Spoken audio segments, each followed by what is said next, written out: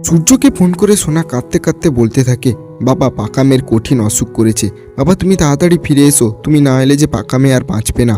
তো হ্যাঁ বন্ধুরা, আমরা ঠিক এমনটাই দেখতে চলেছি অনুরাগের ছোঁয়া ধারাবাহিকের আগামী পর্বের আপডেটগুলোতে। সূর্য সোনারূপা দীপাকে ছেড়ে বাইরে গিয়ে একা জীবনযাপন করতে চাইলেও সূর্য সোনারূপাকে ভুলতে পারে না।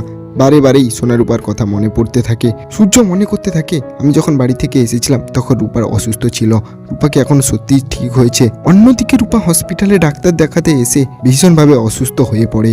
ডাক্তার এসে রূপাকে চিকিৎসা করে এবং বলে ইমিডিয়েটলি আইসিইউতে ভর্তি করতে হবে, আর রূপার চিকিৎসার জন্য 25 লক্ষ টাকা লাগবে, যেটা শোনার পর তো দীপা পুরোই ভেঙে পড়ে। তখন দীপা কাঁদতে কাঁদতে হসপিটাল থেকে বেরিয়ে যায় রূপার জন্য 25 লক্ষ টাকা জোগাড় করতে। যাওয়ার সময় দীপা তার ফোনটা নিয়ে যেতে ভুলে যায়, হসপিটালেই ফেলে রেখে চলে যায়। আর এদিকে সূর্য কাঁদতে কাঁদতে রূপার জন্য ব্যাকুল হয়ে দীপাকে ফোন করে। দীপার ফোনটা তখন সোনা রিসিভ করে এবং সূর্যের কণ্ঠা পেয়ে কান্নায় ভেঙে পড়ে সোনা। সোনা কাঁদতে কাঁদতে বলতে থাকে, বাবা পাকা মেয়ে খুব অসুখ করেছে, পাকা মেয়ের কঠিন অসুখ করেছে, সারাতে অনেক টাকা লাগবে, 25 লক্ষ টাকা। মা 25 লক্ষ টাকা জোগাড় করতে গেছে, জানি না মা 25 লক্ষ টাকা জোগাড় করতে পারবে কিনা, তুমি তাড়াতাড়ি ফিরে এসো বাবা, নইলে পাকা মেয়ে আর বাঁচবে না। সোনার মুখে এরকম কথা শুনে সূর্য কান্নায় ভেঙে পড়ে এবং নিজেকে নিজেই দোষ দিতে থাকে। সোনা কাঁদতে কাঁদতে সূর্যকে বলে, বাবা তুমি তাড়াতাড়ি ফিরে এসো, দিলেই পাকা মেয়ে ঠিক হয়ে উঠবে আর সবাই খুশি হবে। সূর্য তখন কাঁদতে কাঁদতে সোনাকে বলে, তোমার পাকা মেয়ের আমি কিছু হতে দেব না, আমি আমার জীবনটা দিয়ে পাকা মেয়েকে বাঁচিয়ে তুলবো, তোমার পাকা মেয়েকে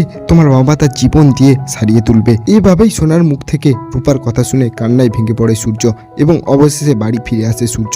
তো হ্যাঁ বন্ধুরা, এভাবেই যদি সোনার মুখ থেকে সব সত্যিটা জেনে যায় সূর্য ফিরে এসে রূপাকে সারিয়ে তুলে, তাহলে সেটা দেখতে তোমাদের ঠিক কেমন লাগবে তা অবশ্যই কমেন্ট করে জানিয়ে দাও। আর ভিডিওটি ভালো লাগলে অবশ্যই একটি করে লাইক করে আমাদের চ্যানেলটিকে সাবস্ক্রাইব করে আমাদের চ্যানেলটির পাশেই থাক।